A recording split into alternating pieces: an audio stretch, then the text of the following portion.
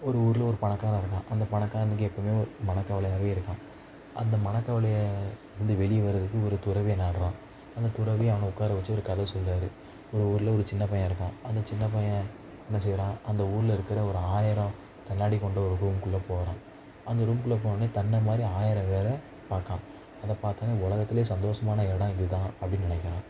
அதே இடத்துல ஒரு மனநோயாளி உள்ள போறான்.